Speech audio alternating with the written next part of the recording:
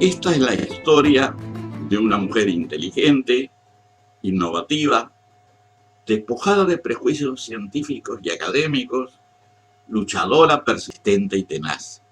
Su nombre era Helene Morgan. Nació en 1920 en Hopkinstown, cerca de la ciudad de Pontypridd, a orillas del río Taff, en el sur de Gales. Su nombre era Helene Floyd. Se crió en una humilde familia minera, en un ambiente de militancia laborista y socialista. Fue brillante estudiante y luego de graduarse ganó una beca a la Universidad de Oxford.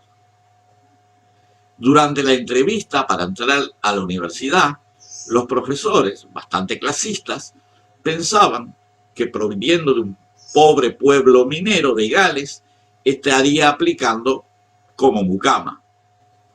Sin embargo, realizó una carrera descollante, destacándose en las ciencias políticas. Se casó con un profesor de francés, veterano de las brigadas internacionales, y al casarse, como se acostumbra en el mundo anglosajón, cambió su apellido al del marido, que era Morgan. Para sobrevivir y ayudar a la familia, comenzó a escribir obras para televisión, algunas de las cuales tuvieron mucho éxito, incluyendo la obra How Green Was My Valley, Qué verde era mi valle, y como escritora ganó varios premios. Fue alrededor de 1970 que comenzó a prestar atención a temas científicos, en particular al tema antropológico de la evolución humana. Hacía algunos años, 4 décadas atrás, un joven biólogo marino de Oxford, de nombre Alister Hardy, que había desarrollado en parte su experiencia en la Antártida, comenzó a plantearse algunas dudas relacionadas con los cetáceos y los seres humanos. Hardy, que se había especializado en ballenas por 1930, se planteó el problema de por qué los seres humanos, a diferencia de otros animales terrestres, tienen la grasa adherida a su piel, similar a la grasa de ballena o blubber, como se dice en inglés, que tienen los mamíferos marinos.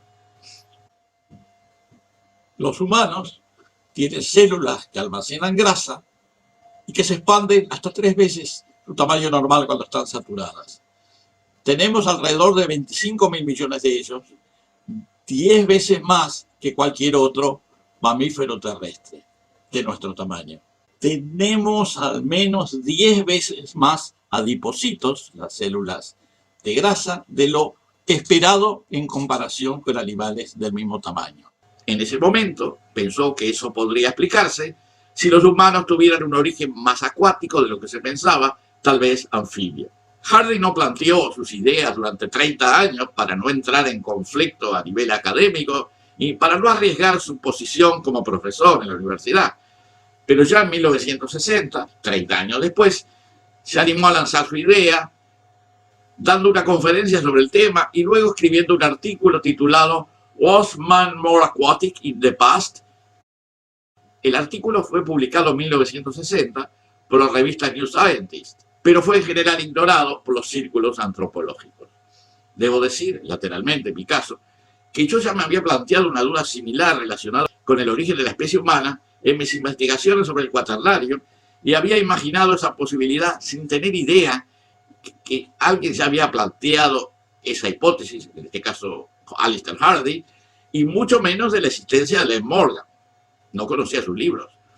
Durante un congreso en Bolivia, creo que en los 80, comencé este tema con un colega docente de la Facultad de Química de Montevideo, que luego sería decano de esa facultad, llamado Patrick Moyna, que algún tiempo más tarde me envió una copia del artículo de Hardy, donde éste detallaba sus ideas sobre el tema y que yo hasta ese momento desconocía.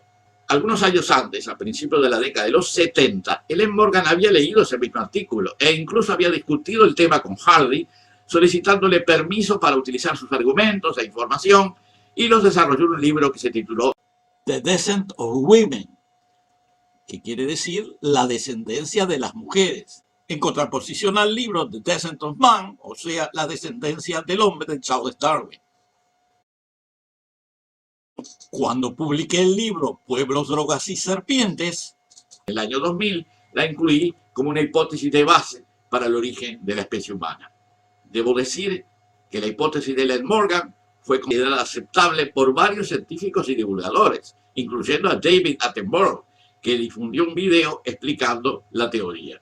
Sin embargo, la casta de los paleoantropólogos nunca la aceptaron, ni a la teoría ni a la propia Ellen Morgan, que como no gozaba del ostentoso título de antropóloga y era apenas una escritora que llegó al tema lateralmente, no merecía la menor atención. Y para peor era mujer. O sea que esta no es solo la historia de una inteligente y tenaz investigadora y escritora, sino también la historia de una clase de académicos dogmáticos, clasistas y machistas, que desde hacía tiempo habían decidido que los humanos se habían originado en las sabanas africanas, separándose en ese momento de otros primates, como los chimpancés y los gorilas, utilizando como argumento el rol de varón como cazador, que lo empujaba a correr atrás de sus presas y poco más. La vulnerabilidad de la mujer y de los niños, tan importante en la selección natural, no aparecía en su enfoque machista.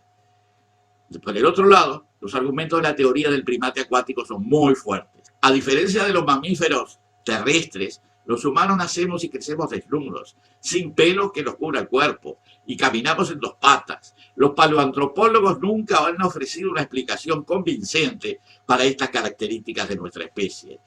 Estos rasgos se explican muy bien si imaginamos una especie de primates que se desarrollaba a orilla de lagos, ríos y mares, y podríamos decir semi-anfibios, que determinó que perdieran la pelambre para nadar mejor, sustituyendo el pelo por grasa subcutánea, y que caminaran en dos patas para adentrarse en el agua con la cabeza afuera.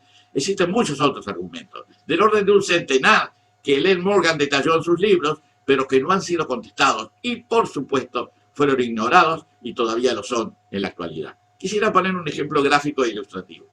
Imaginemos que a un niño de 6 o 7 años le mostramos un video con imágenes de primates, por ejemplo, chimpancés o gorilas, por un lado, y por otros seres humanos sin ropa, digamos desnudos o semidesnudos, en la orilla del mar, y les preguntamos las diferencias. Es seguro que la mayoría de los niños nos van a decir que la diferencia consiste en que las personas no tienen pelos cubriendo el cuerpo, a diferencia de los chimpancés y gorilas que sí los tienen. También dirían que los chimpancés y gorilas caminan en 4 patas y las personas no. Tal vez agregarían que los humanos hablan mientras los primates no pueden hacerlo. Estas diferencias, que son tan evidentes que hasta un niño puede reconocerlas, en general son evitadas por los paleoantropólogos, que basan su hipótesis en una visión de una especie muy masculinizada, cuya principal actividad la realizan los hombres, que serían los cazadores, y por supuesto las mujeres, que constituyen el principal actor biológico de la reproducción, son ignoradas olímpicamente. La visión ortodoxa es machista y discriminadora. Ellos no pueden aceptar las opiniones de personas que provienen de otras disciplinas, científico-humanistas, y mucho peor de una mujer de origen humilde, que además es una sencilla ama de casa del sur del país galés. Este video y su continuación, que presentaré próximamente, tiene como fin no solo reivindicar una teoría que ha demostrado presentar argumentos extremadamente convincentes, sino también a una mujer brillante, infructuosamente censurada por la soberbia de algunos académicos. Son los mismos que continúan dominando este tema central de la historia humana, con ideas que con el tiempo han mostrado, desde muchos puntos de vista, que son erróneas, creando confusión en la enseñanza de las ciencias antropológicas y humanas todavía hoy.